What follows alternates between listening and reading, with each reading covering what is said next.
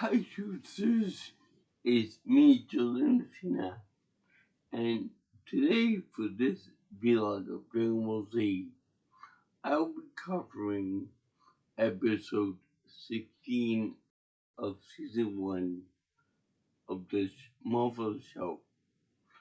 And in this episode, it's called Plight of the Children, no the.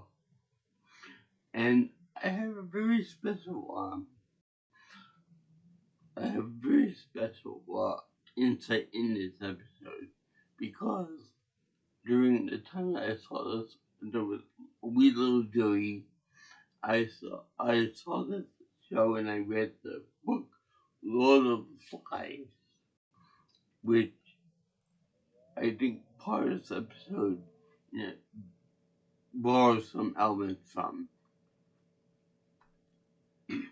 The show is filler, but this episode is filler today. But the filler does have a bit of character development for Gohan, in that he devotes himself to more training rather than his beautiful and strict mommy. Now, that's the end of the show.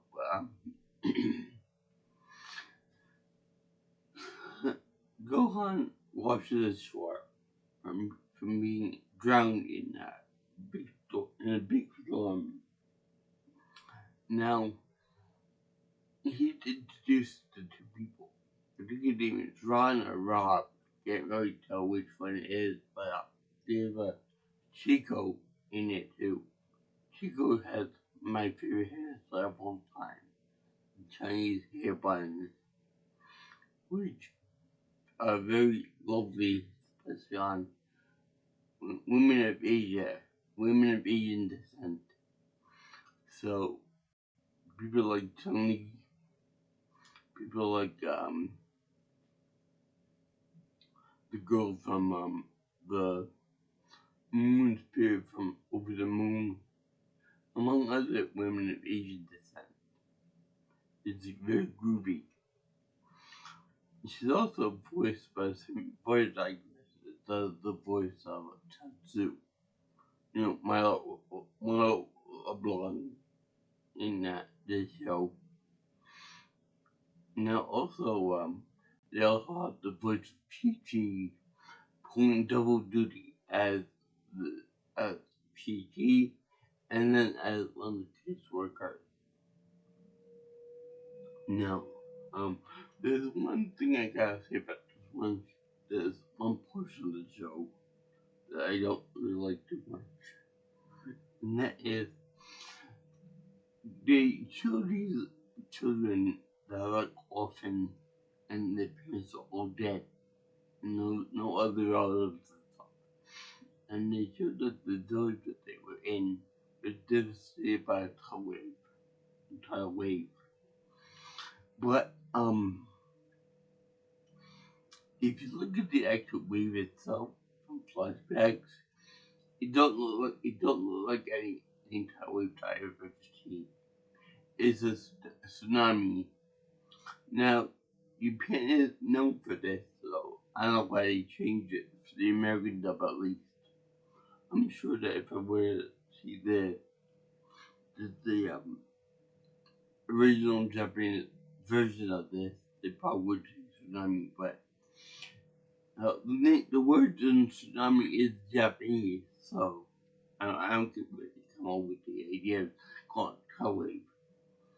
Maybe it's because they think that people are stupid in America, so they just make it simpler for us, for the Homo sapiens to figure out, which is kind of insulting a little bit. Doesn't in there. So we have these lost children here, and it's more or less like little flies in that they want to see with the adult world, the civilized world, and they have leader by the name of Figaro. It should be Figaro, but I guess it sounds too much like the cat from the Pinocchio movie. So anyway, they have these caseworkers there. They come by every so often, try to abduct children and force them into foster homes. Now, the way they do it is very forceful and kind of violent. Get the bad guys. So they chase Gohan and the others into a second story building or a third story building. Now this is really kind of stupid because they corner Gohan and he actually is frightened of them. I have no idea why he would be frightened of them because they're he can obviously overpower anybody over there. Just by kicking and punching all this and jumping too. Now he jumps over to the next tree over to safety with the others. Now this is like kind of dumb because first of all he's not an orphan, so he can easily outrace any of the guys. So then they show that Piccolo can actually fight back and he's pretty good at that. But we all know that Gohan is stronger and faster. So it feels like them the female caseworker, one voiced by her name is Steve Krantz, Chi. They show her telling what about the young children when they like homeless, to which Piccolo said they don't need nothing, they don't need any of that fancy stuff. Cause like little flies, they have like their own little government. Although granted, it is like a younger version of that. You know, a small group of younger kids. That like one, like maybe a handful of them, with like a token uh fox or dog kids in the group. Now, I know that we have a stereotype about Asian people being buck teeth with with squinty eyes and with glasses on.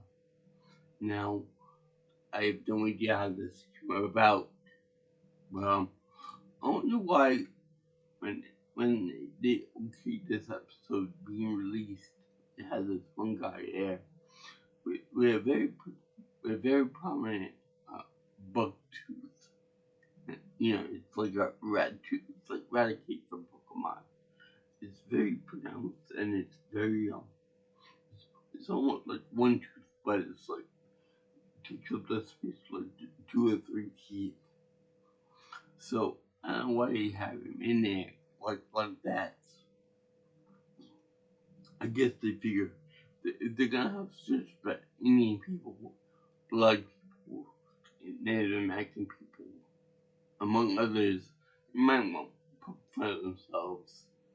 You know, just make it all on racist type show with racist ideas and types about it. And I don't want to be offended or shocked at the graph they did.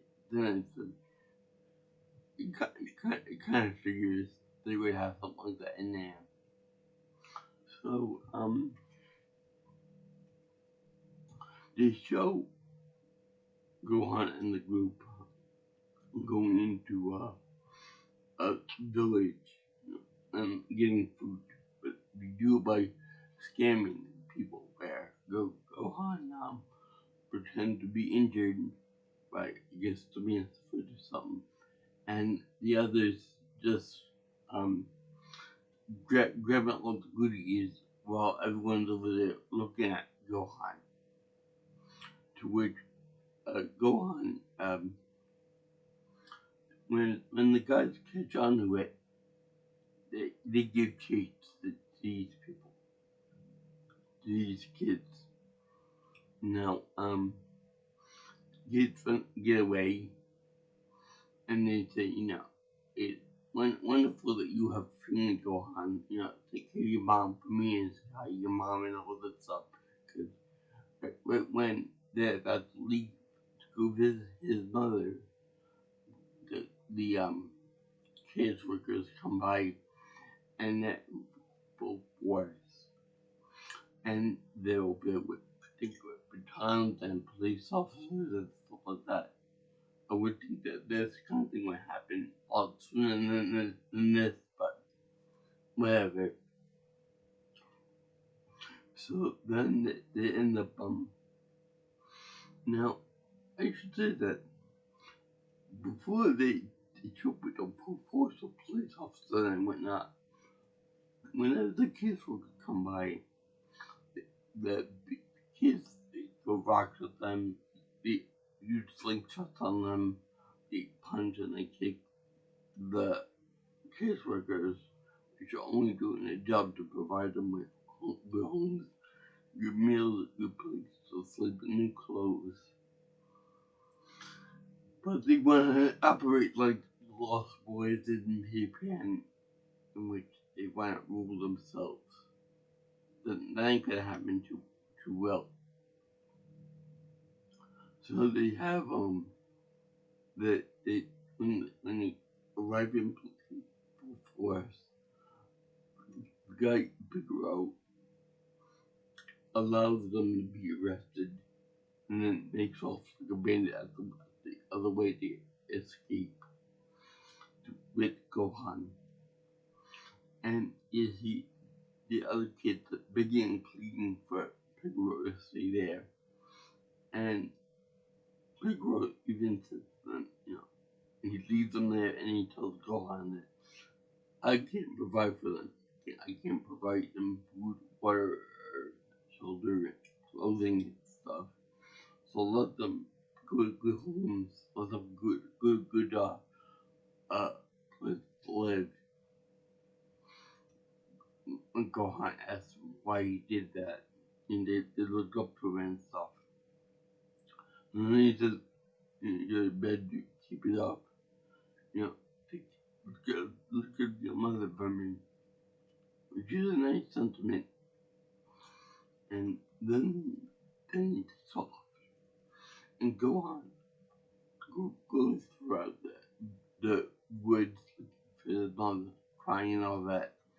And he gets like a mental message just that she is around Gohan. So she ends up trying to look for him at the window. And right at the last second, Gohan runs up back into the forest. And then you see Mr. Piccolo up there, floating above both of them. And he said, "What is your mission, Gohan?" And then he said, "To prepare for the Saiyan back against them and beat them." He has no idea how true that will be because he literally beat the living something out of Vegeta. But Big Daddy Piccolo makes sure that he doesn't forget his mission and he returns to it rather than he gets nice soft mother.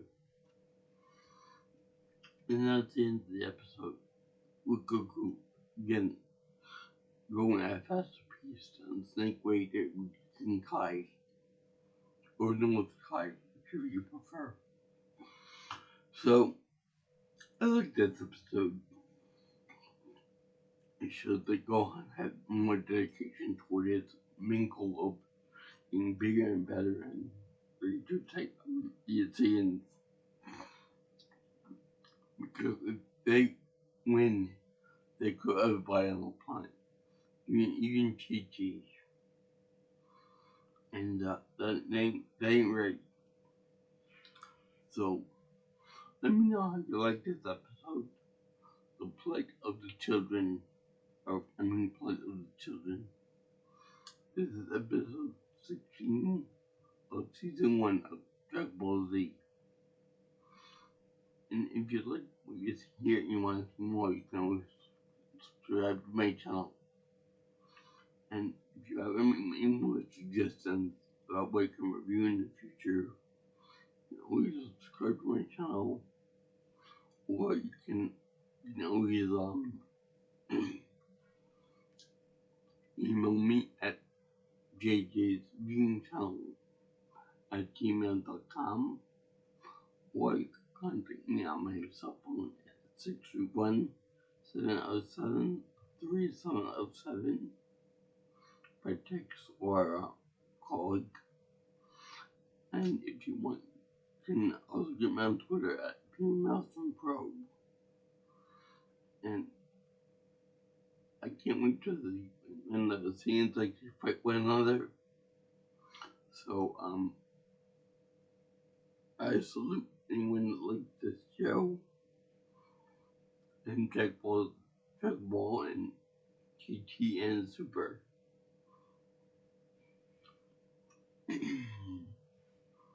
Aloha.